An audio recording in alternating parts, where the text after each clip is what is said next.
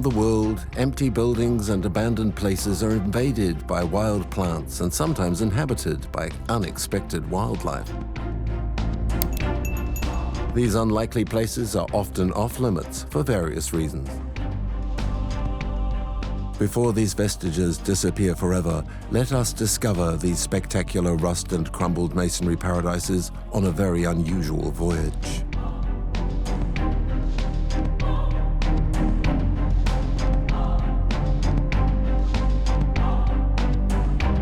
Lovers of ruins, urban explorers, eco-volunteers, rangers, or curious visitors, these abandoned and grandiose structures of contemporary society arouse fervor in people.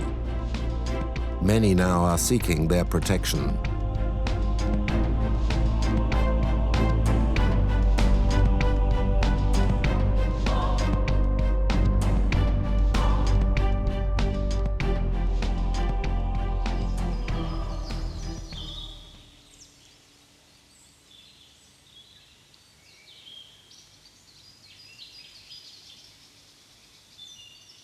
In the middle of the Oyer forest, close to Namur, hides one of the strangest chateaux in Belgium.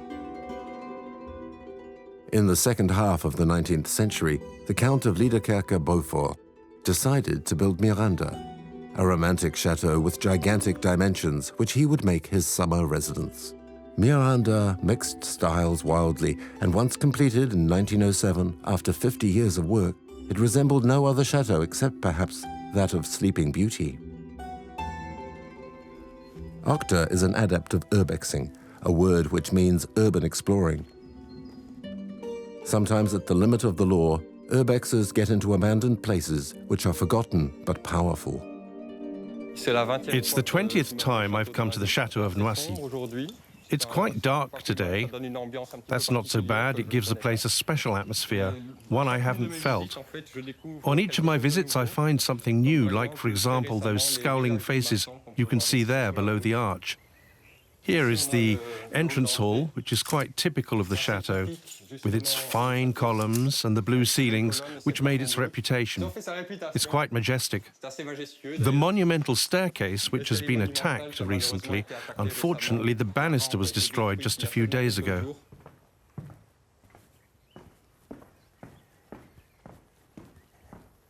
It was really horrible to see the staircase, which was really severely damaged.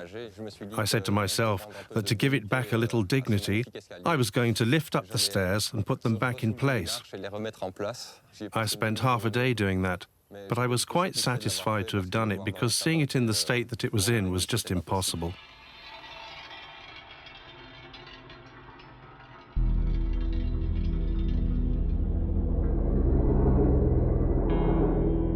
Miranda is a labyrinth of over 100 rooms joined by countless galleries, staircases, and corridors.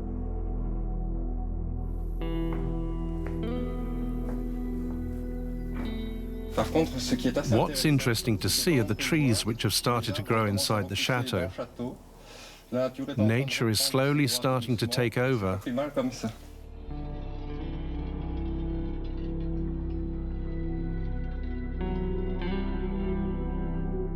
The owners of Miranda are tired of the extraordinary and overlarge domain, too expensive to maintain.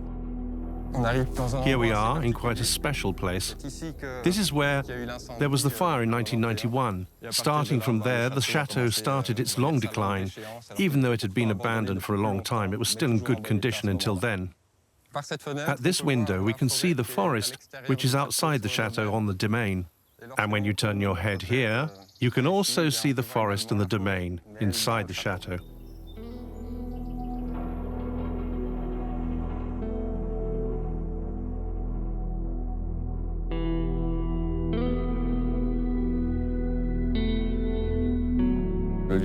This place is quite special to me because it was the first urbex site for me. It's this that gave me the passion for doing urbex. You feel really very small beside this chateau, a little cut off from the world, and those are things I like a lot.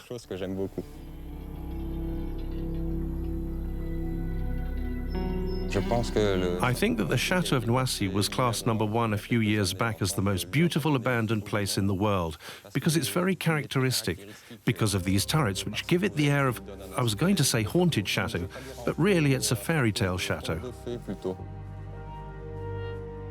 Miranda has become ghost-like, the setting for several films.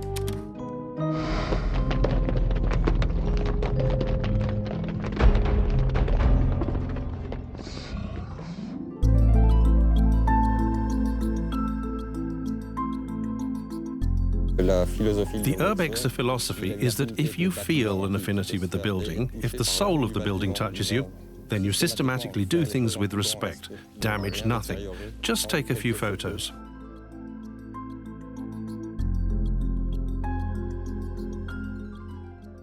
Unfortunately, besides the Urbexers, the chateau has regularly been the victim of vandals who wish to smash what's left inside.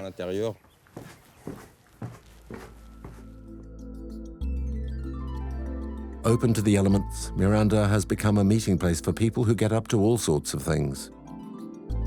For safety reasons, the site is closed and access is forbidden.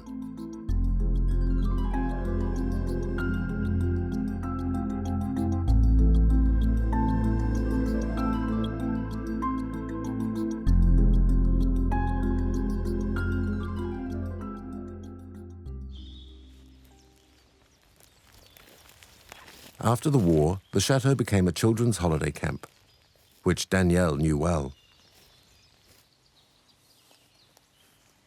Do you hear the birds? Yes, I can hear them quite clearly now. You can feel it's spring. Yes, I understand. Wait, there's another sound. What's that? When I was a kid here, there were lots of squirrels. Yes? Really, you could see them jumping from tree to tree. It was wonderful. Our own red squirrels. Finally, between the time you were a child here and the time you were a councillor here, how many years was that, do you think? Wait. More or less. I came here as a child in 1963, 64, and I came back as a councillor in the 80s. Ah, yes. It's beautiful anyway, even like this. Time has passed, but it always leaves the same impression. Time goes by, but memories remain. And the emotion is part of the memory. It's a part of me. Yes, it's a part of the tear rolling down your left cheek. Yes, it's crazy, isn't it? I was a kid. And look at the state of the castle. It was wonderful. We'd arrive here. You see, it was really nicely cared for. There was a lawn here. And you can't see it in this picture, but there was a magnificent wooden door that's no longer here.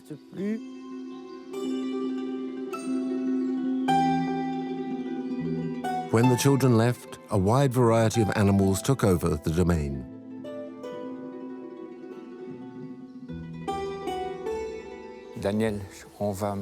Danielle, we're going inside now. Helmet. Yes, in case things come falling down on our heads. Look. Yes, I can see the door. Wow. There, I suppose you can feel something. Wow, look at this. It's so damaged. Everything's broken. René, this was one of the classrooms. Unreal. Well, you see all of this. What a shame. I've seen chateaux in this state that have been restored. They've been restored. This used to be our office. This battle for the Chateau of Noisy, I've been fighting it for 4 years. It's a superb chateau. It's heritage. It has to be protected, defended and saved. It's a neo-Gothic chateau, pretty much unique in Wallonie.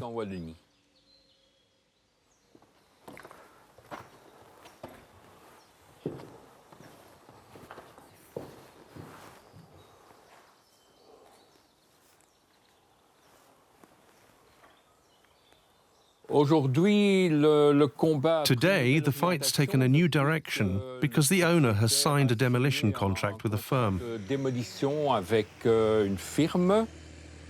There are around 70 people in front of the gates to protest against the demolition and say no one last time. 3 days later, they began. They took down the turrets, and once the turrets were gone, it meant that water could get in. It meant that the stone would literally shatter because of the ice, obviously.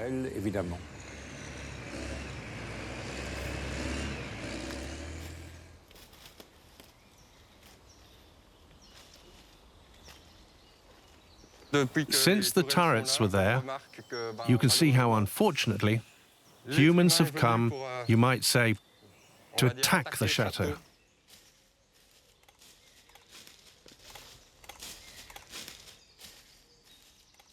The organization is aiming to preserve the exterior, the facades of the chateau, and to transform it into a romantic ruin. That is, ruins that you'd come and visit.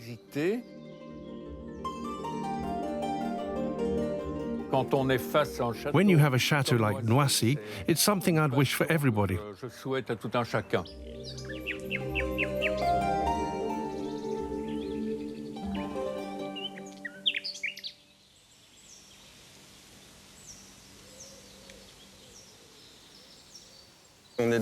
In front of another abandoned chateau.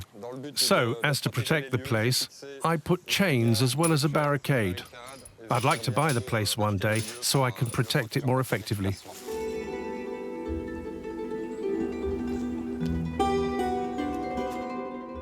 Octa doesn't want to say where the place of his dreams, which he wants to protect, might be.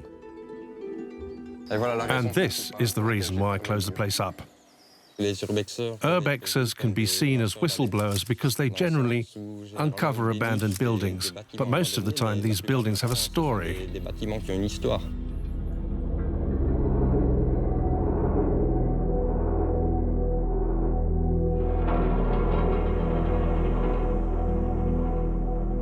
Some buildings have burned along with their pianos, and this metamorphosis has turned them into real works of art.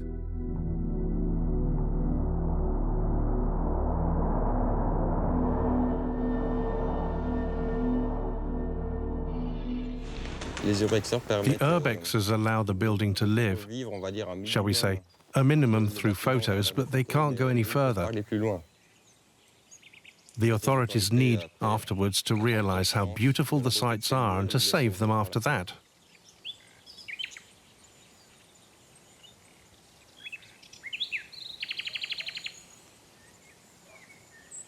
Here we're in an urbex place where the owners have found a good compromise, because during the week the place is open for photos, and in the weekend it's simply closed.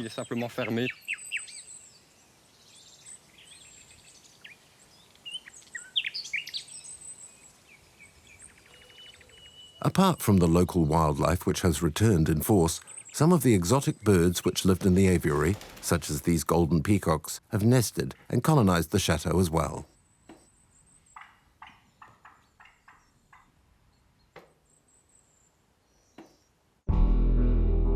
In the United States, in New Orleans, when the attraction park Six Flags opened in 2000, it had an immediate success.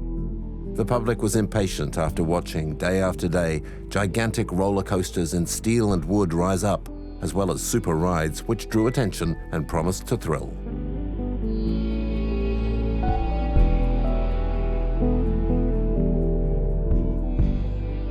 The good times lasted 5 years.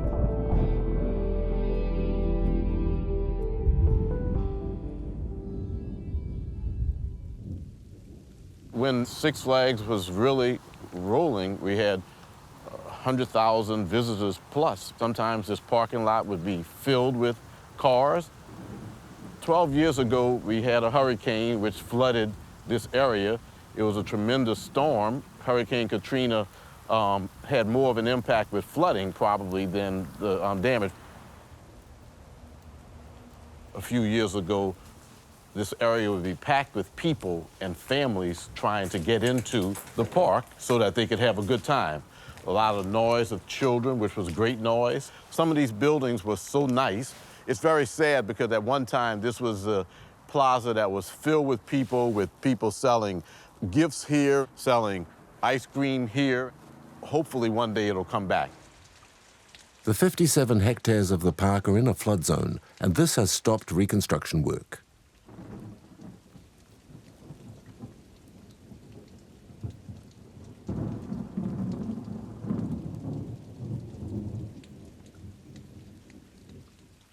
Unfortunately, obviously it's overgrown 12 years later, and it's got vegetation instead of a beach.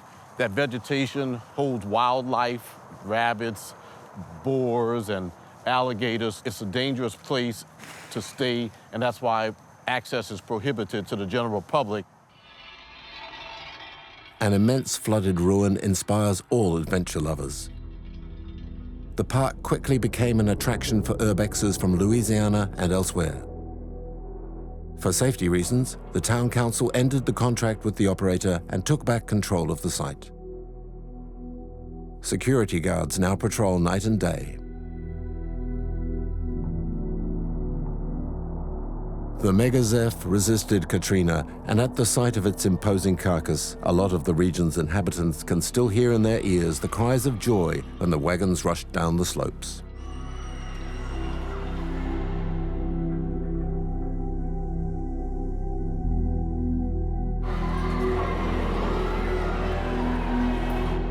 The shouts of the crowd have died, and the music has gone too.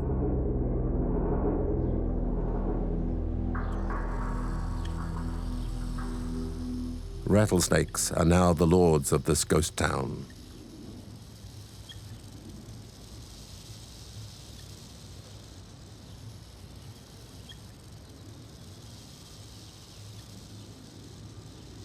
Well, Six Flags has become a reserve for a lot of animals just because no one's in here anymore. There's no people, the grass has grown, the trees have grown, the streets have all flooded, so the animals came to it because it was safe.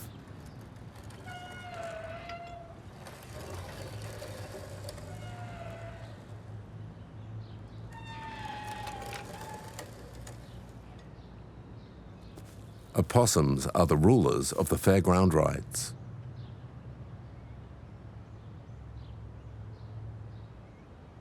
People don't understand how dangerous this park is.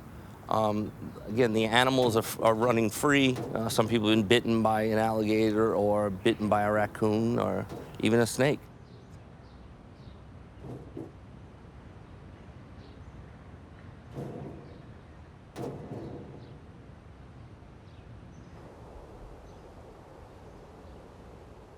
This crazy jungle of wood, rusty metal and concrete is an exceptional place for wildlife, which is pushed out elsewhere.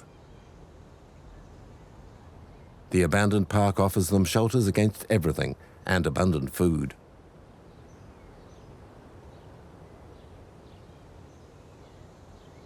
So wildlife is everywhere around the park. It's kind of overgrown. Everything, vines are growing, trees are growing over us.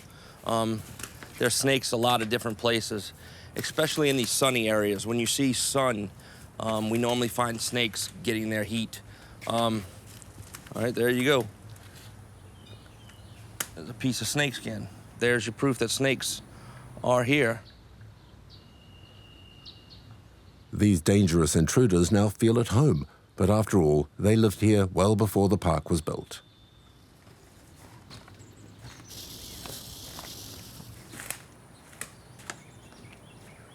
Here's a rattlesnake right here. This one's about 5 feet long.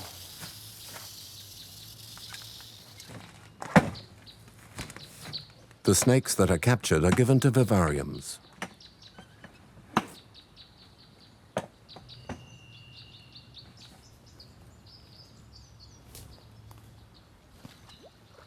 Jeff meets all kinds of snake here. Real ones Big snake. and fake ones.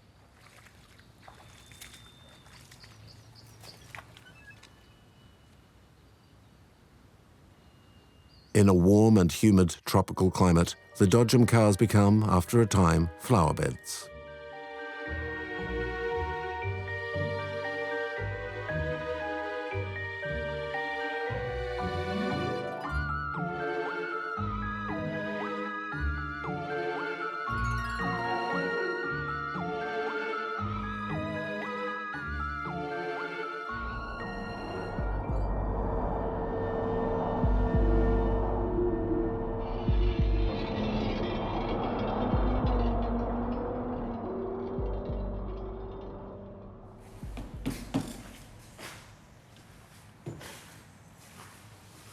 Check out all these cars. Lots of spider webs.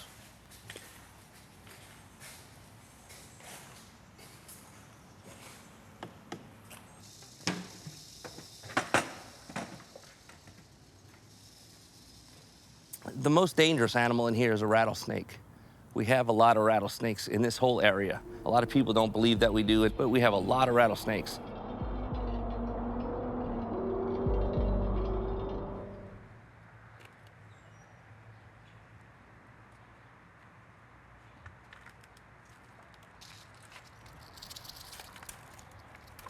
This is a rattlesnake tail.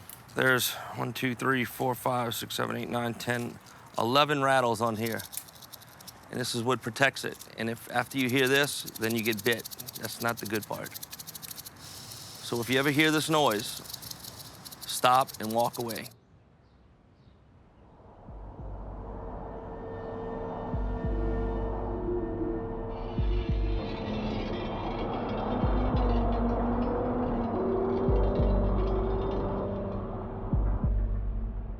The flood zones have become swamps again.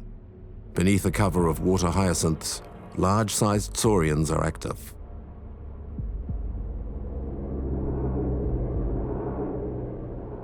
I'm getting ready to catch this. If the alligator gets close, I'm getting ready to catch him. What I use is a real heavy string that you use to catch tuna fish. And when the alligator gets close, I'm gonna throw it over his back, catch him under his arm, and I'm gonna reel him up close to me. Then I'm gonna take this noose, put it around his neck, and pull him into me.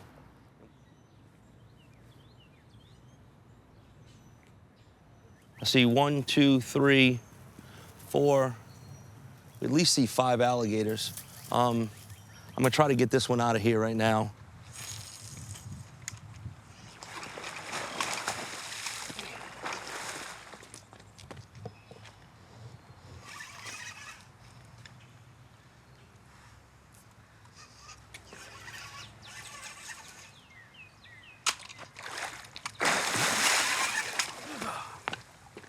And cut the line. Oh, shit, too far.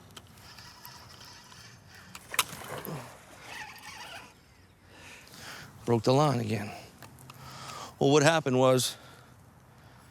is he broke my line one more time, so I'll probably have to come back at another time and try to get him. But we're gonna get him. We can come tomorrow and get the big one.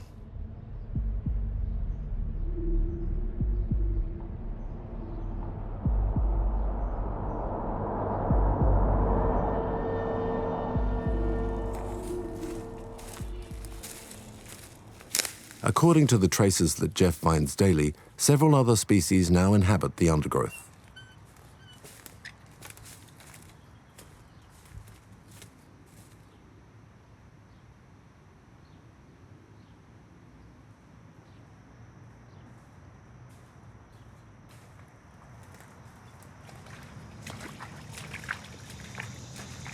To identify and count them, Jeff places infrared cameras which trip automatically, even at night, when an animal comes near.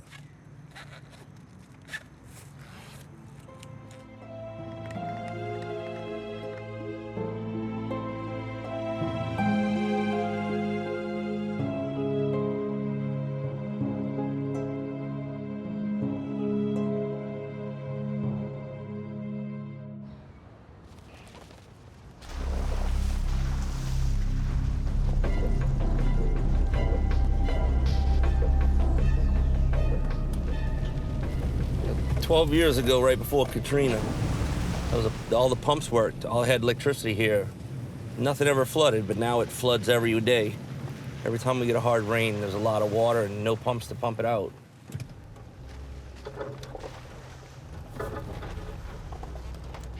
Now all it does is flood. Sometimes it gets really deep in here.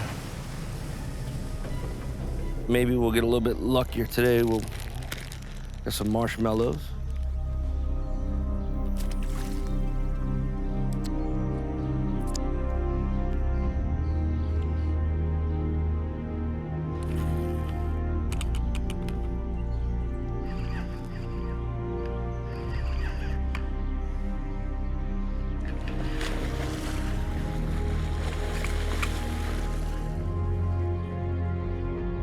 I've caught hundreds of alligators in my lifetime, and when I have to go grab him by the mouth, that is the most dangerous moment. You know, just pull it end back. Just pull it back, it pops right.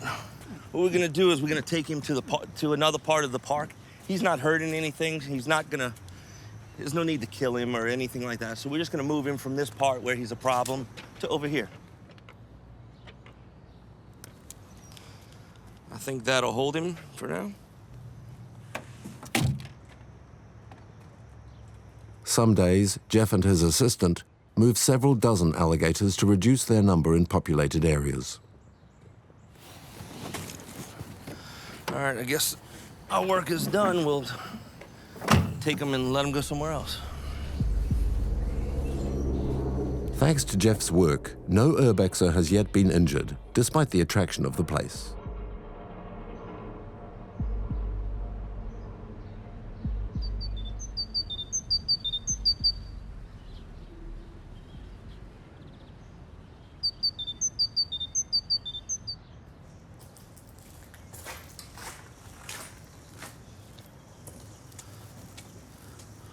One of the things we have in this park are a lot of honeybees. They're all over this park, but here's a good example of the honeybees right now. The nest is pretty much on the outside. The honeycomb is on the outside, so all the honey's here. But they're also entering in different places along the top of the building.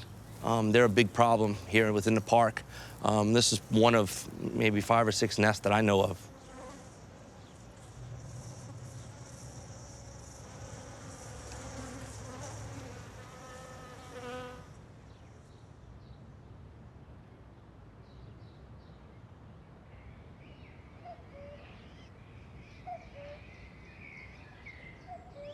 We have a lot of animal tracks through here. It kind of looks like wild boar. There's several footprints through here.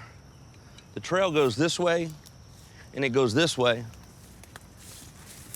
We have some tracks, 2 here, 2 here, some right here, and right there.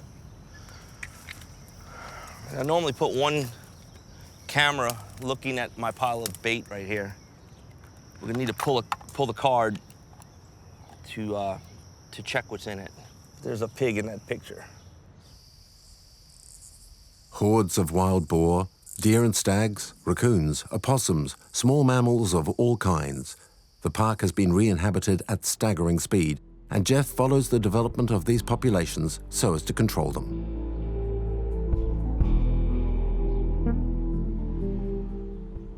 This is on night vision. These pigs are about 2 or 3 months old. They're very small.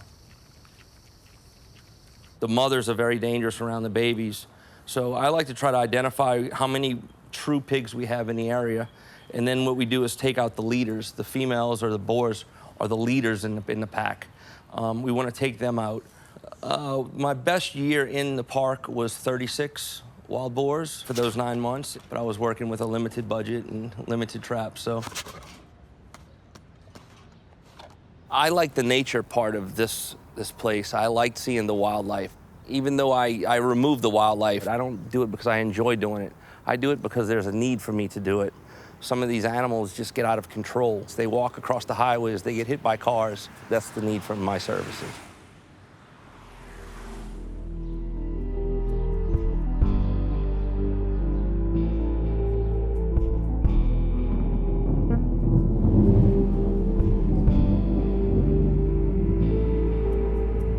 In the month of June, torrential rains fall on the Mississippi Delta. In the time of its splendor, electric pumps kept the park dry. Now the water isn't pumped out, the site is becoming again the swamp upon which it was built. The park's condition certainly shows the power of nature, but of course it rains a lot in New Orleans. This park was designed in a way that captured some of that water, and it was beautiful. It just needs to be brought back to that condition, and I think that it will be over time. Lots of projects have been discussed to reuse the gigantic terrain at the gates of town.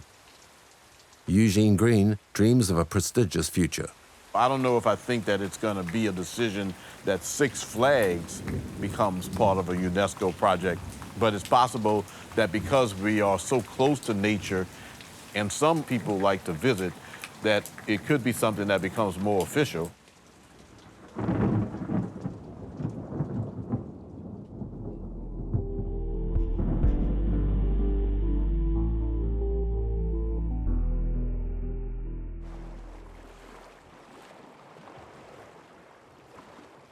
The Japanese island of Hashima is to be found 20 kilometers off the coast of Nagasaki. Coal was mined here for 90 years. Then the mines closed and everyone left. The ruins of Hashima might have vanished unless one man, Dotoku Sakamoto, had not saved them. 15 years ago, I started to try to get the island recognized as a World Heritage Site, and it worked. Few believed in me, and it took up a lot of my life. It was my struggle. Dotoku Sakamoto moved heaven and earth, and in 2014 the island was classed as a World Heritage Site by UNESCO. This place is a treasure for me. Welcome to the island.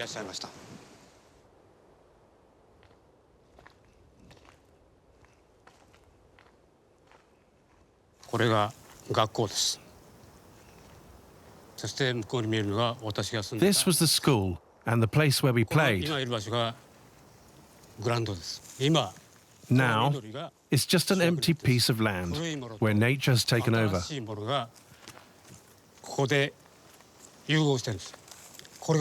The hero right now isn't the past, it's nature which is gently taking back control.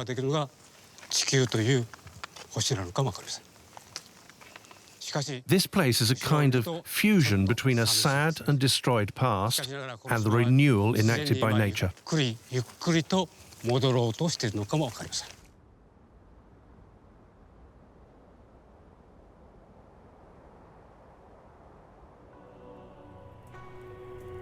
Hashima was only a rocky and abrupt island when a large discovery of coal was made. It reached a peak of urbanization in the 1960s. Constructions were raised wherever possible.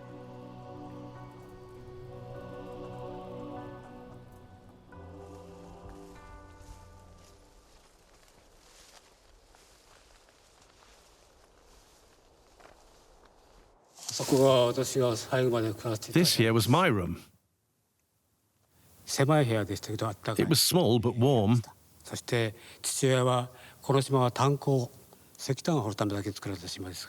My father worked in this sector. That's why we lived here. In the 1960s, it reached its maximum. Around 5,200 people lived here. That's 9 times more than present-day density in Tokyo, and it was the biggest concentration of people in the world.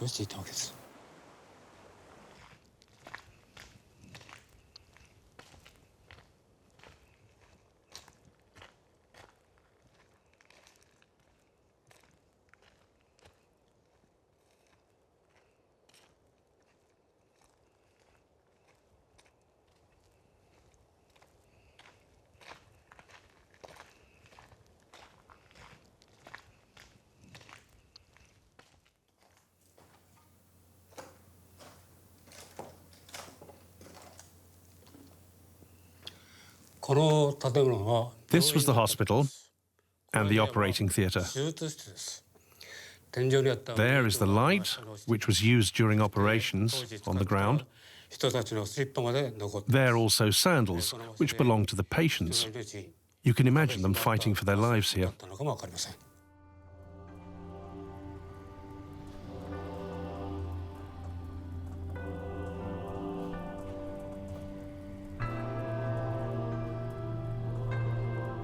In the 1960s, the inhabitants could find almost everything they needed here.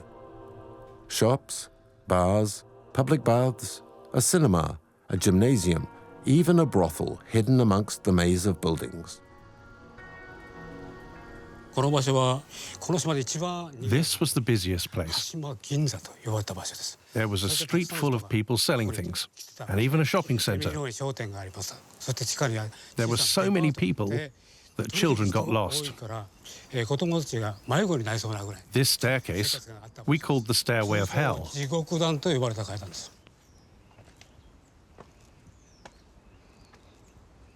To cope with the rugged landscape of the island, there were many narrow stairways. Dotoku Sakamoto was strong and took the tricky ways with all the speed of his youth. You can see that people left this place in a hurry. Through the verandas, you can still see the televisions. In 1964, the Tokyo Olympic Games took place, and this was the place in Japan which had the most televisions. 10 years later, everyone had to leave the island. If we should turn on this television, which has been off for 44 years, perhaps we'd see pictures from the 1970s.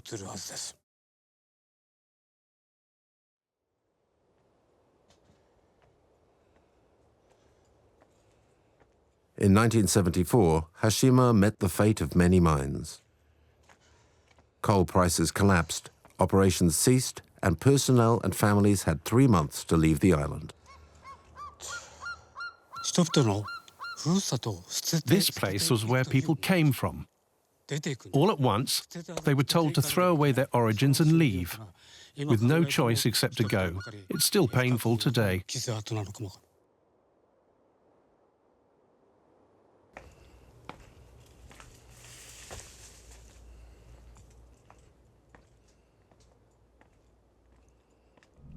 The island was known as Gunkanshima, which means in Japanese, the warship island.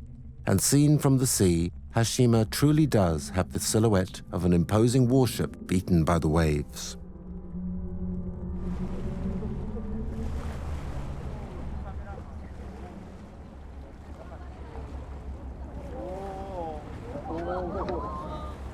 The island is open to visitors, and Dotoku as a guide. You can see in the photo people saying goodbye and crying. A lot of people laughed at me and didn't believe in me. What I wanted was simply to protect my origins. To be a UNESCO site wasn't my goal, but the means to preserve my origins.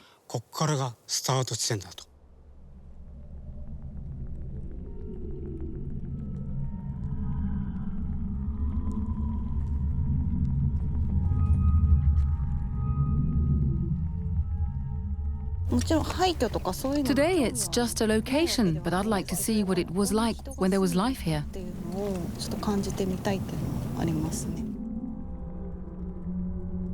This is where films like Skyfall and Inception by Christopher Nolan, for example, were shot. It's past heritage, but it's also a futuristic and apocalyptic vision of our world that could look like the future.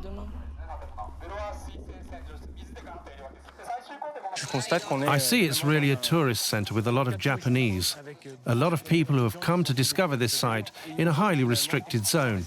I really hope I can get permission to come and film with my drone.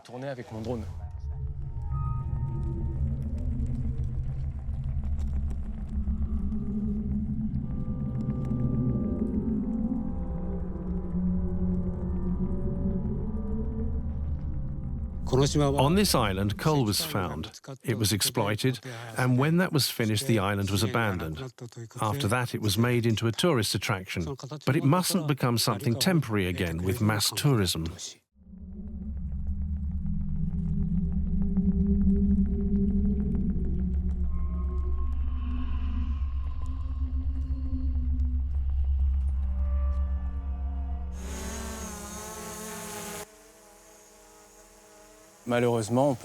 Unfortunately, for safety reasons, the inside of buildings is off limits, as well as some of the island's streets. And I've been lucky enough to get permission to come, and with the drone, a new tool for us, to explore the place.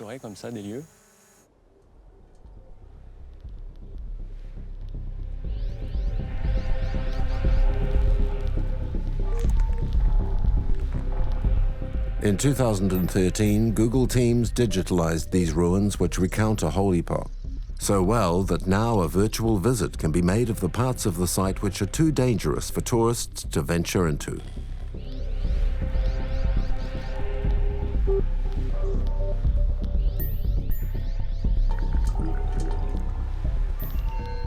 Salt sea spray and a violent ocean threatened to send the warship island to the bottom of the sea. Here we've installed a device which measures the waves. Because we're in a place where first you hear a big noise and then enormous waves arrive. So that's why it's been installed, as these waves have a big effect on the degradation of the buildings.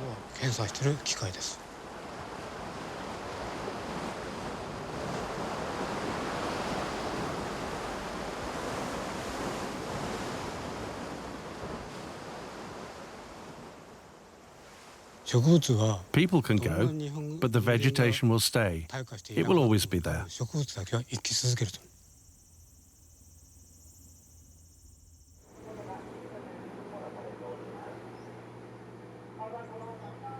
Hashima seems unsinkable, but as the Japanese have learned painfully from their history, the earth is capricious. An earthquake could reduce the buildings to rubble.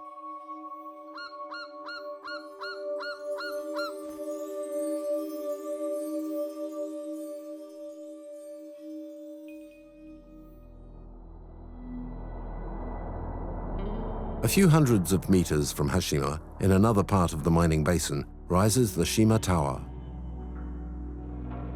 There were many towers such as this in Japan, but this is the last. It was something precious, so we decided to keep it.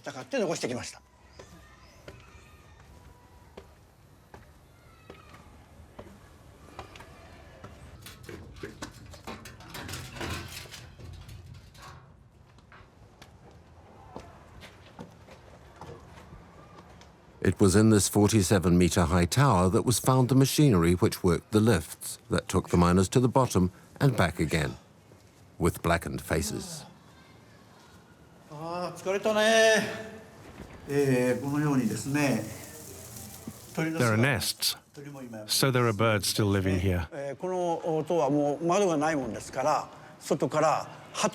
There are especially pigeons by the hundred. And the ground is covered with droppings.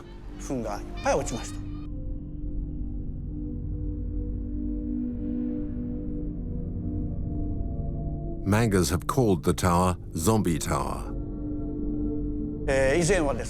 People seeing this tower think it's haunted. When you see it from afar, you don't know what it is.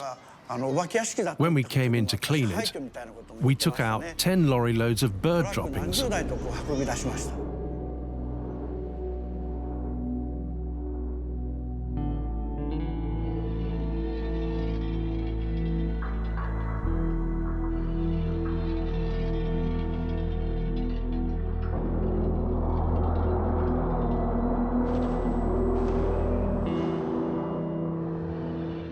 The Shima Tower bears witness to industrial architecture which has become a rarity. Because of that, it deserves to be saved. The case is being studied at UNESCO.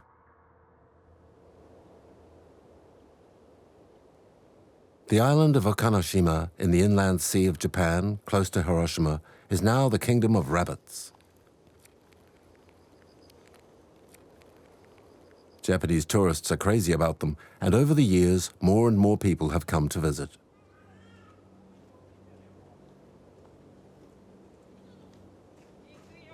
For a long time, the island was inaccessible for civilians. This island was used to make poison gas during the Second World War. The large building has been magnificently invaded by nature and offers lots of spots for tourists between nature and ruins.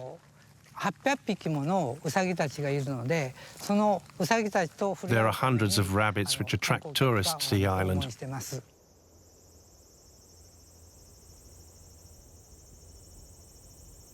Professor Yamauchi never forgets to bring them some scraps.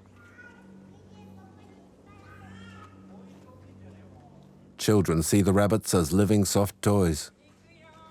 Fed as much as they can eat, cuddled and hugged, the rabbits of Okunoshima have come a long way.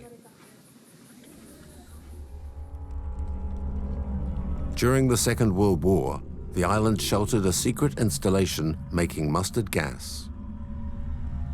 When the poison gas was made here, more than 200 rabbits were used to test the efficiency of the gas.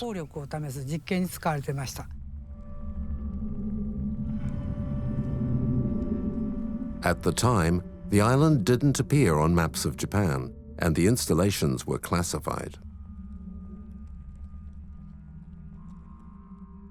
In this place, some hundreds of tons of poison gas were stocked.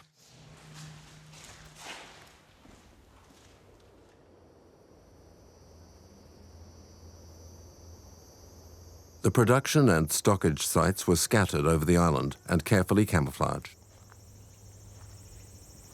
In the big building, that's where mustard gas was made. The heavy cylinders rested on these bases. We have to talk about this episode of history so we don't repeat the errors of the past. So these ruins must be preserved so that people can see them, because they represent the clearest evidence of all.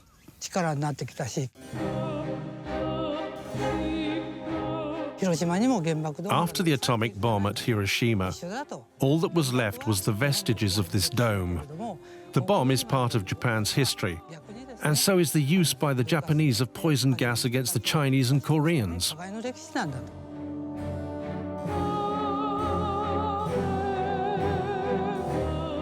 The rabbits perpetuate the memory of one of the darkest periods of Japanese history. The island attracts over 100,000 visitors a year. Children don't get tired of petting the rabbit's soft fur, and once they're satisfied, they visit the ruins and learn something about history which perhaps they didn't know.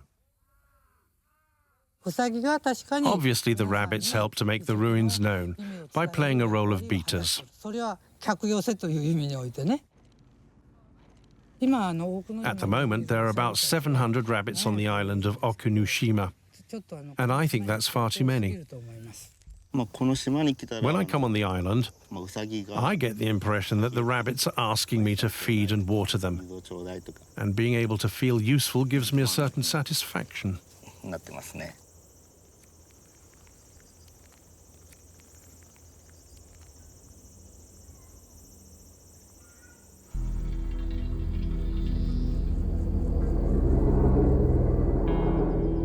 Near Lyon, the Demeure de Chaos exhibits the vision of the artist Thierry, who stages the apocalypse which hovers over our heads. This immense bourgeois domain, which dates from the 17th century, I've transformed progressively in 18 years into a kind of artwork made simply from ruins, rust and ashes, and that's what creates its artistic beauty.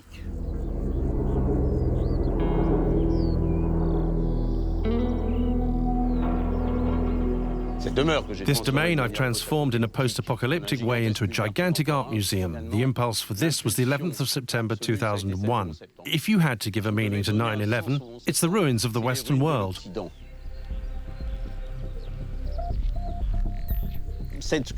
This sculpture needed several thousand tons of cubic meters of concrete, hundreds of tons of steel, and took 9 months to build. In this sculpture is computer technology, metal, concrete, practically everything our parents and grandparents built in the 20th century. Thierry is building day after day a mausoleum dedicated to ruin and disaster. We can read therein of wars, attacks, and the dramas which have ravaged our world, and of which the story is not yet finished. We're going to use a highly concentrated industrial chloride acid solution to reactivate the rust.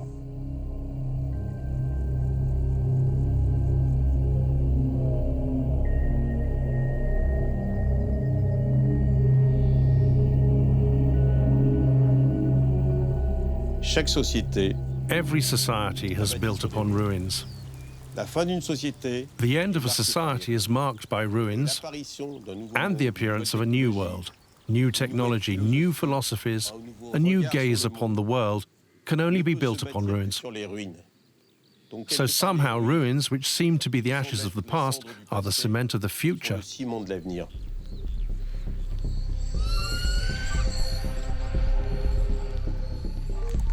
As night falls and shadows deepen the hollows, the demeure de Chaos takes on the tragic grandeur of a world on the edge of an abyss.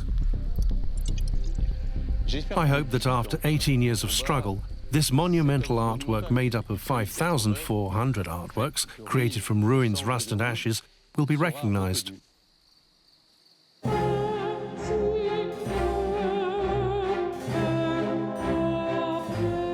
After they've stopped being used, buildings go through a purgatory during which it is decided if they will survive or be completely effaced.